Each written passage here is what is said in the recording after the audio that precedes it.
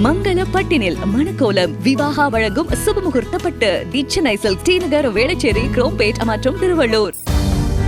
முதலாவதாக திமுக எம்பி கனிமொழி தலைமையில் தேர்தல் அறிக்கை குழு அமைக்கப்பட்டுள்ளது.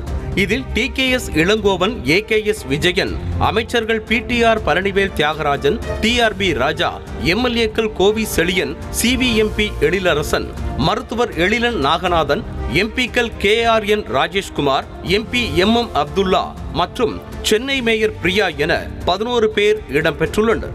இவர்களில் கனிமொழி மற்றும் டிகேஎஸ் இளங்கோவனை தவிர மற்ற 9 பேரும் புதுமுகங்கள். இவர்களில் திமுக தலைமை ஓரம் கட்டியதாக கூறப்பட்ட அமைச்சர் பிடிஆர் பழனிவேல் தியாகராஜனுக்கு முக்கியத்துவம் கொடுக்கப்பட்டுள்ளது. அத்தோடு அண்மையில் முதலீட்டாளர் மாநாட்டை சிறப்பாக நடத்தி முடித்த அமைச்சர் டிஆர்பி ராஜாவுக்கும் தேர்தல் அறிக்கை தயாரிக்கும் குழுவில் இடம் அளிக்கப்பட்டுள்ளது. எம்பிக்கள் ராஜேஷ்குமார், எம்எம் அப்துல்லா போன்றோரும் திமுகவின் அடுத்த தலைமுறை நிர்வாகிகளாக பார்க்கப்படுகின்றனர். இதேபோல இளம் எம்எல்ஏக்கள் எழிலன், எழிலரசன் போன்றோருக்கும் தேர்தல் அறிக்கை தயாரிக்கும் குழுவில் பிரதான இடம் வழங்கப்பட்டுள்ளது.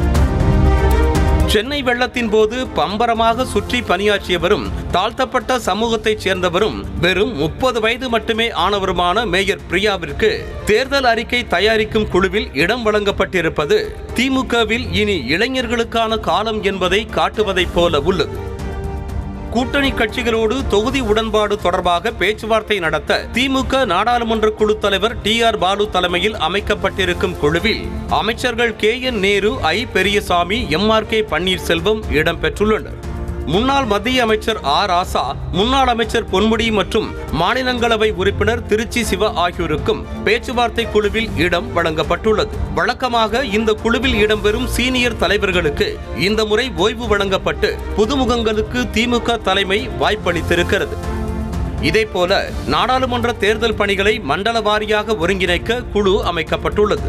இந்த குழுவில் கேஎன் நேரு காவிரி டெல்டா மண்டலத்தில் திமுக தேர்தல் பணிகளை ஒருங்கிணைப்பார். வடக்கு மண்டலத்திற்கு அமைச்சர் ஏவ வேலுவும், தெற்கு மண்டலத்திற்கு அமைச்சர் தங்கம் தென்னரசுவும், சென்னை மண்டலத்திற்கு RS பாரதியும், மேற்கு மண்டலத்தை ஒருங்கிணைக்க அமைச்சர் உதயநிதியும் நியமிக்கப்பட்டுள்ளனர். சவால் நிறைந்ததாக கூறப்படும் மேற்கு மண்டல தேர்தல் பணிகளுக்கு அமைச்சர் உதயநிதி பொறுப்பேற்றிருப்பது அப்பகுதியில் உள்ள திமுக தொண்டர்களை உற்சாகப்படுத்தியுள்ளது. ஏற்கனவே தமிழ்நாட்டில் உள்ள 68,000 பூத்துகளுக்கு தலா ஒரு பொறுப்பாளரை நியமித்து மண்டல வாரியாக பயிற்சி வகுப்புகளையும் நடத்தியிருக்கிறது திமுக. அத்தோடு 100 வாக்காளர்களுக்கு ஒரு பொறுப்பாளர் என 6 லட்சம் பேர் களப்பணிக்கு திமுக சார்பாக தயார் செய்யப்பட்டுள்ளனர். இந்த நிலையில் தேர்தல் அறிக்கை குழு, ஒருங்கிணைப்பு குழு, கூட்டணி பேச்சுவார்த்தை குழு போன்றவற்றை அறிவித்து முதல் கட்சியாக நாடாளுமன்ற தேர்தல் பணிகளை திமுக தொடங்கியிருக்கிறது. செய்திகளை உடனுக்குடனும் துல்லியமாகவும் தெரிந்து கொள்ள சப்ஸ்கிரைப் பண்ணுங்க.